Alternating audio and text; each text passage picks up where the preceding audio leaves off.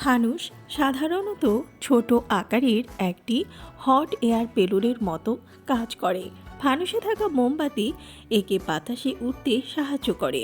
ওজনে হালকা হওয়ায় আগুন না নেভা পর্যন্ত বেশ উঁচুতেই উঠতে পারে ফানুস।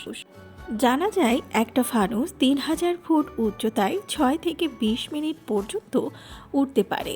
ফানুসের কাঠামো তৈরিতে ব্যবহার করা হয় তার ও বাঁশের ফ্রেম। আকাশে উড়তে থাকা অনেক পাখিরই ফানুসের সাথে ধাক্কা লেগে মৃত্যু ঘটে। মাটিতে পড়ার সাথে সাথেই ফানুসের আগুন নিভে যায় না, যার ফলে এই ফানুস গাছপালা বা মাটিতে থাকা দাহ্য পদার্থের সংস্পর্শে এসে অগ্নিকাণ্ডের কারণ হওয়াও অস্বাভাবিক কিছু নয়।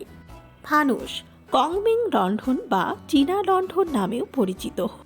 এটি বৌদ্ধ ধর্মীয় উৎসবে ব্যবহৃত এক প্রকারের আকাশ লণ্ঠন, যা কাগজে তৈরি একটি ছোট্ট উষ্ণ বায়ু বেলুন, যেখানে নিচের দিকে একটি ছিদ্রে একটি ছোট্ট অগ্নিকুণ্ড স্থাপন করা হয়।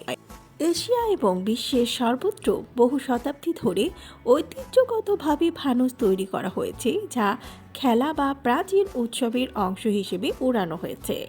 আকাশ লণ্ঠন নামটি একটি চীনা শব্দের অনুবাদ, কিন্তু এটিকে আকাশ মোমবাতি বা অগ্নি বেলুন নামেও উল্লেখ করা হয়।